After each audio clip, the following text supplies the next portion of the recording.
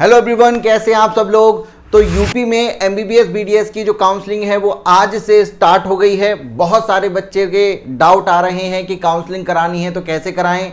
तो ये जो वीडियो है वो कंप्लीट डिटेल इन्फॉर्मेशन मैं इसमें आपको दे रहा हूँ यूपी की काउंसलिंग से रिलेटेड। अगर इस वीडियो को आप देखते हैं तो आप अपनी काउंसलिंग को बहुत अच्छे तरीके से करा पाएंगे। साथ ही अगर आपको हमारी हेल्प चाहिए काउंसलिंग कराने के लिए तो आप हमारी पेड काउंसलिंग भी ले सकते हैं, जिसका व्हाट्सअप नंबर मैंने यहाँ पर दिया है। फिलहाल वीडियो में आगे बढ़ते हैं और सारी 1 बाय 1 डिटेल मैं आपके सामने यहाँ पर रख रहा हूँ। यूपी की काउंसलिंग के जो नियम हैं वो एमसीसी की काउंसलिंग से थोड़े से अलग हो जाते हैं, तो बहुत अच्छे तरीके से आपको यहाँ पर काउंसलिंग करानी रहती है।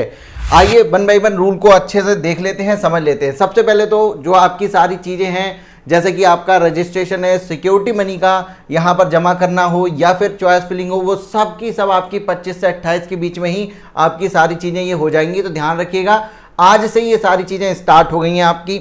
अब बात करते हैं यहाँ पर फीस क्या क्या आपको देनी होगी। जैसे कि रजिस्ट्रेशन फीस आपको यहाँ पर देनी है, तो अभी आप रजिस्ट्रेशन कराएंगे तो आपको 2000 रुपये लगेंगे, और उसके बाद आप मॉपअप राउंड में रजिस्ट्रेशन कराते हैं तो 1000 रुपये लगेगा। और ये सबके लिए देना होगा, चाहे आपने इस समय पर फर्स्ट राउंड में रजिस्ट्रेशन कराया हो या नहीं कराया हो। मॉपअप राउंड में आप सीधे भी जा सकते हैं और फर्स्ट राउंड सेकंड राउंड के थ्रू भी मॉपअप तक पहुंच सकते हैं, लेकिन आपको रजिस्ट्रेशन वहां पर कराना ही पड़ेगा। आगे मॉपअप के बारे में और अच्छे से बात करेंगे।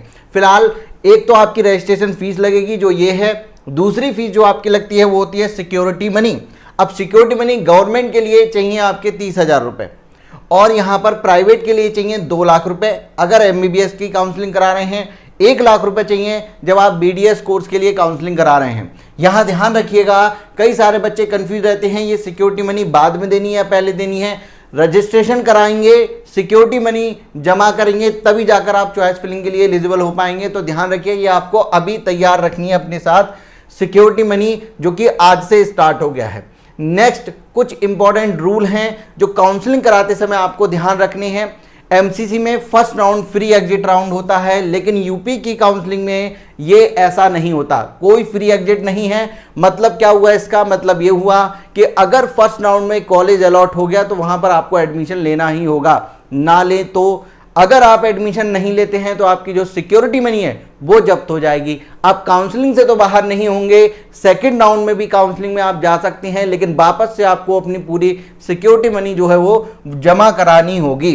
तो ये है आपका कि कोई फ्री एग्जिट नहीं होगा, और यही कारण है कि यहाँ पर आपकी चॉइस फिलिंग बहुत अच्छे तरीके से होना जरूरी हो जाता है। अगर आप चॉइस फिलिंग को मैं बताऊं, देखिए यूपी में इस बार जो इस समय पर फर्स्ट राउंड में जो कॉलेज पार्टिसिपेट कर रहे हैं वो लगभग 31 कॉलेज आपके कर रहे हैं। मैं आपको बताऊं, मैं पिछले 8 साल से नीट के लिए केमिस्ट्री पढ़ा रहा हूं। लास्ट ईयर मेरे बहुत सारे बच्चों ने काउंसलिंग कराई थी, और जिनको कॉलेज गवर्नमेंट कॉलेज भी अलॉट हुआ था। ऐसे बहुत सारे कॉलेज हैं, गवर्नमेंट अपना नंबर तो बढ़ाती जा रही है, लेकिन वहां जाने के बाद भी उन बच्चों ने वापस से रीनीट दिया है इस साल। इस बार अच्छे नंबर आए हैं, अच्छा कॉलेज उन्हें मिलेगा। जिस कॉलेज में वो गए थे कॉलेज तो मिल गया उनको, लेकिन वो बेसिक सुविधाएं जो होती हैं वो पूरी नहीं हो रही थी।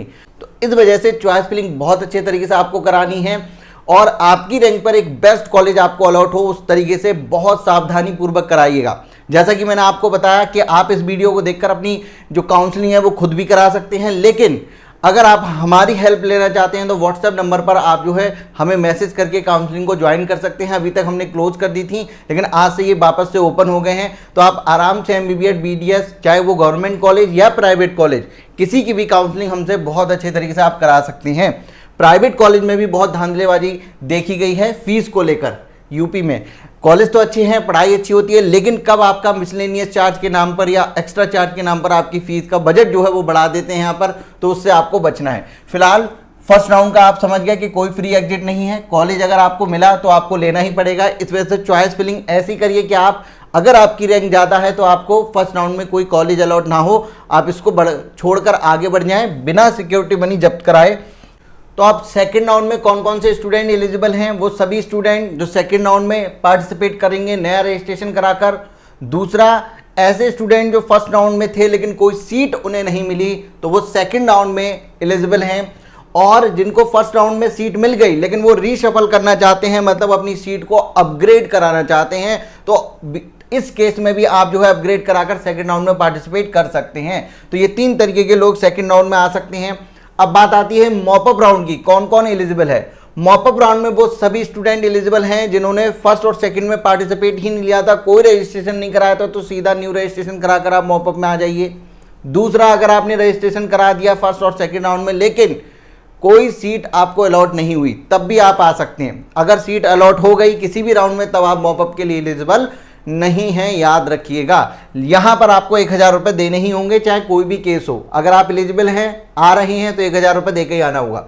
अब बात आती है यहां पर रेजिग्नेशन की, मतलब सीट अगर आपको मिल गई और अब आपको कुछ ऐसी चीजें पता चली या फिर कोई मन में कोई भी विचार आपके आया, अब आप उस कॉलेज में जो अलॉट हुआ है उसमें एडमिशन तो ले लिया आपने लेकिन पढ़ना नहीं चाहते, आगे उस कोर्स को कंटिन्यू उस कॉलेज में नहीं करना चाहते, तब आप रिजाइन दे सकते हैं। कैसे कैसे, उसके क्या नियम है ध्यान दीजिएगा, बहुत खतरनाक है यहाँ पर सारी चीज़ें।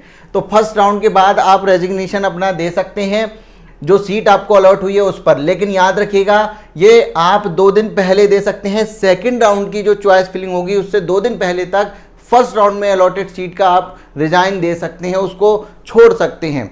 इस केस में आपका जो नुकसान होगा वो सिक्योरिटी मनी का होगा, सिक्योरिटी मनी जब्त हो जाएगी, चाहे वो प्राइवेट कॉलेज हो या गवर्नमेंट कॉलेज हो। अब बात करते हैं आफ्टर सेकंड राउंड, या आपने अपग्रेड कराया था तो उसके बाद क्या नियम है अपनी सीट को छोड़ने का, तो उसके बाद भी आप कर सकते हैं। लेकिन इसका भी यही है कि मॉपअप राउंड जब स्टार्ट होगा तो उसकी जो चॉइस फिलिंग की डेट है उससे 2 दिन पहले तक ही आप अपनी सीट को छोड़ सकते हैं। और इस केस में सिक्योरिटी मनी तो आपकी जाएगी और जो भी फीस आपने दी है वो उसकी 50% भी प्राइवेट के केस में आपकी चली जाएगी, ठीक है ना।